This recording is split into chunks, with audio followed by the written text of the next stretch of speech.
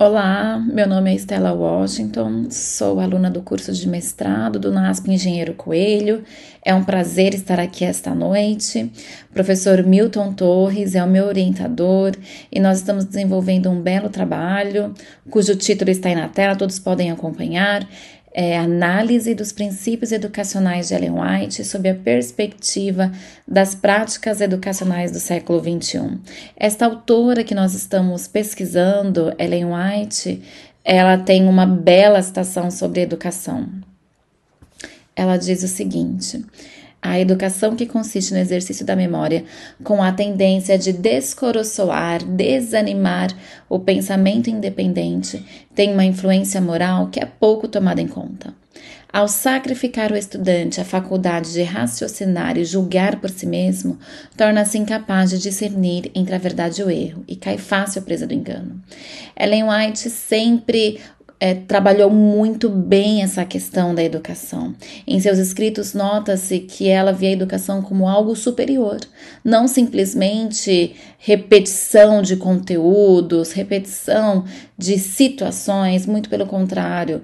Ela gosta de escrever, de trabalhar essa questão da educação como algo além, como algo que não fosse meramente um passatempo para professores e educadores.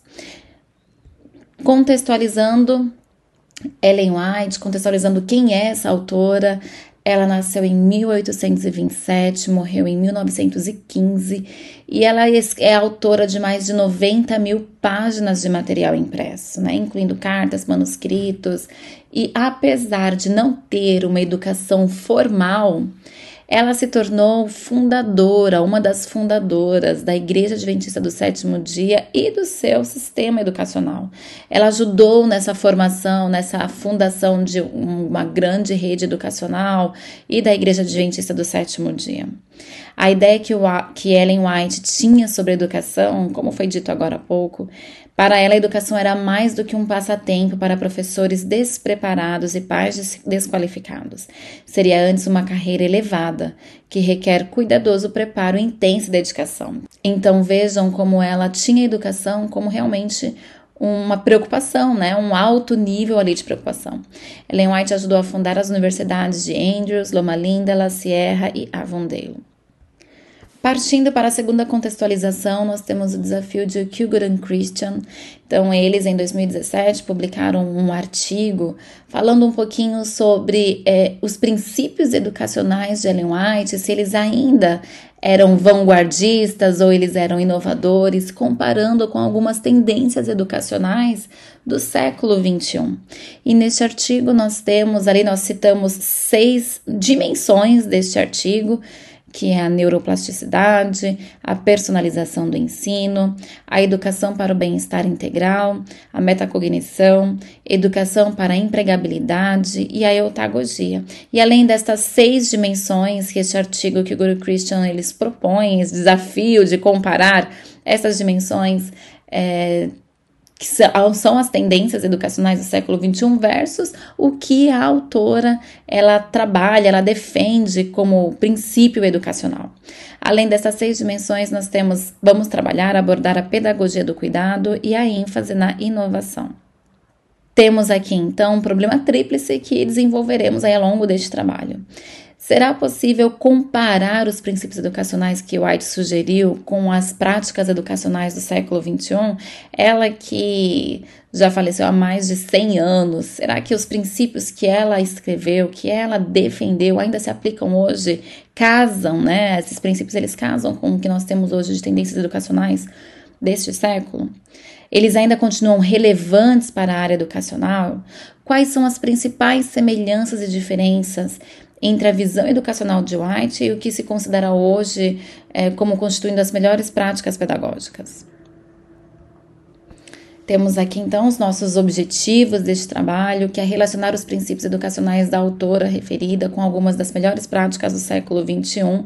Para isso, nós vamos analisar as obras da autora e comparar e relacionar estes princípios de Ellen White com as tendências educacionais da contemporaneidade, conforme Kilgore e Christian defendem em Caracalla e Hamad.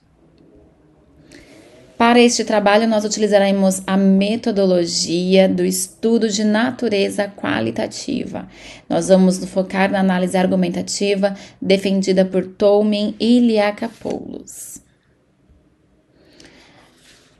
A estrutura esquemática do argumento, defendida por Toulmin, ela é muito interessante. Ela apresenta, vocês podem olhar aqui na apresentação, o D representa os dados nessa estrutura, Q representa um qualificador do tipo provavelmente, presumivelmente, o C é a conclusão. Agora, um pouquinho mais abaixo, o W é a garantia desse argumento, é a garantia dessa afirmação. O R é uma possível refutação e o B é o apoio. Vamos então para a parte prática, para que todos possam entender o que é essa estrutura do argumento defendida por Toulmin. Harry nasceu em Bermuda. Este é um dado. Vamos agora para o qualificador. Harry nasceu em Bermuda, portanto, provavelmente Harry seja um súdito britânico. Esta é a conclusão. Vamos agora para a garantia. Harry nasceu em Bermuda, desde que as pessoas que geralmente nascem em Bermuda são súditos britânicos. Vamos então para o apoio. Por que essas pessoas que nascem em Bermuda são súditos britânicos? Porque tem os estatutos que legislam e outros dispositivos legais que tornam as pessoas que nascem em Bermuda que elas realmente sejam súditos britânicos. Vamos então para a refutação, na parte ali de provavelmente, de presumivelmente, a refutação. Então, Harry nasceu em Bermuda, provavelmente seja um súdito britânico, unless, a não ser que os seus pais sejam estrangeiros e tenham conseguido se naturalizar na forma americana. Essa estrutura de análise de argumentação será utilizada durante este trabalho em cima das 8 dimensões estudadas.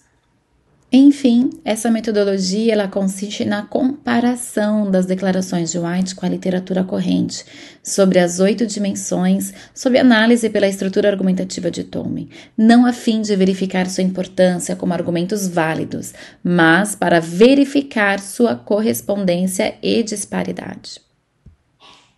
Nós esperamos com este trabalho, com este estudo, realizar uma comparação dessa proposta educacional defendida pela autora em questão, por Ellen White, com os princípios educacionais considerados atuais e válidos hoje, no século XXI. E que este estudo possa contribuir para uma compreensão mais exata da identidade do sistema educacional adventista. E com isso, auxiliar na adoção das práticas atuais que sejam mais compatíveis com essa identidade e menos ameaçadoras à sua filosofia. Aqui nós temos um overview da bibliografia seleta que utilizaremos. E eu gostaria aqui de agradecer pelo apoio, imenso apoio do professor Milton Torres, o meu orientador, aos demais professores do curso, e em especial a minha família que tem me apoiado em todo esse trajeto, em todo o caminhar.